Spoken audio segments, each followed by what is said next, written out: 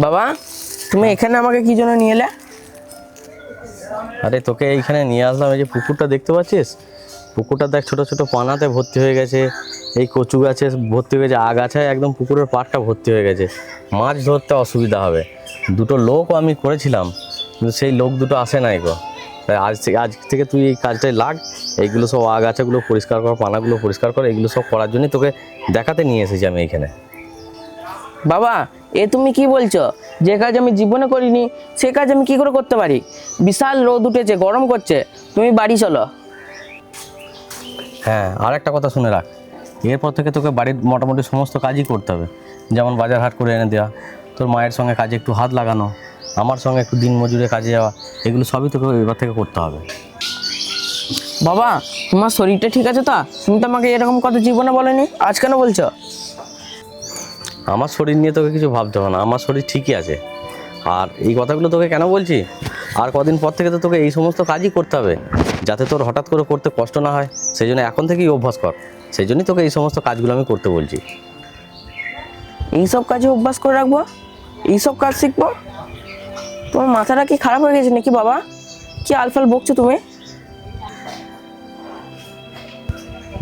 তার মানে তুমি বলতে চাইছো এইসব শিখে আমি আমার পড়াটা নষ্ট করি, এটাই তুমি বলতে চাইছো?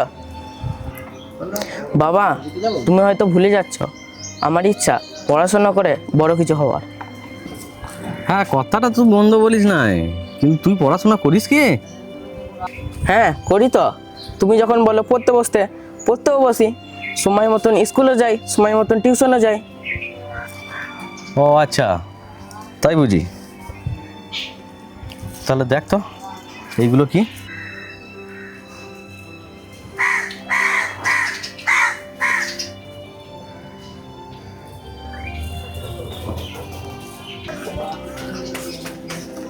এই শোন শোন শোন দাদা, হ্যাঁ মাসিমা, কি হয়েছে, কিছু বলবেন?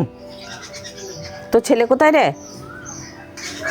কেন মাসিমা, আমার ছেলে তো স্কুলে গেছে।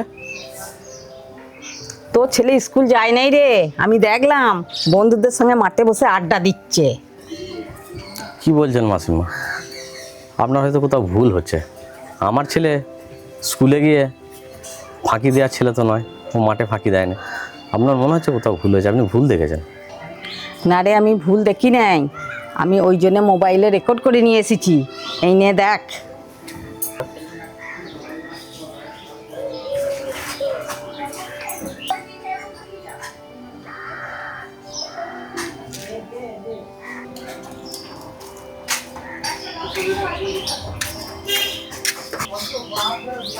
নিন মাসিমা, ধরুন, আমি আসছি।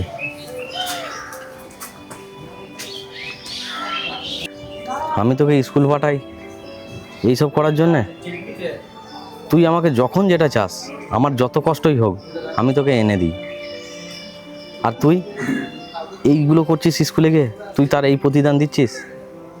দিন হোক রাত হোক, আমার শত কষ্ট হোক, হ্যাঁ শত কষ্ট করেও আমি তোকে সমস্ত কিছু জোগাড় করে দিই, যাতে তোর অসুবিধা না হয়।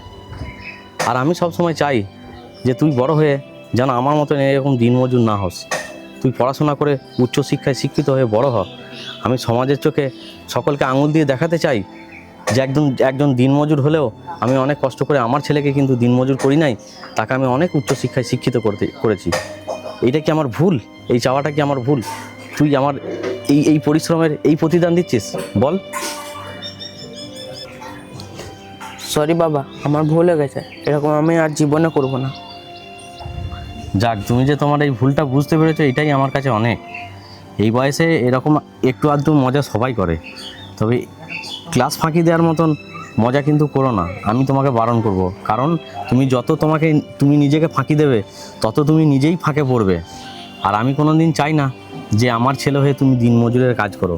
আমি সব সময় চাই তুমি উচ্চশিক্ষায় শিক্ষিত হও, একজন সমাজে প্রতিষ্ঠিত মানুষ হও। আমার মান সম্মানটা, আমার স্বপ্নটা তুমি যেন সফল করো, এইটাই বলার তোমার কাছে, আর কিছু নয়। বেশ, চলো বাবা, বাড়ি চলো।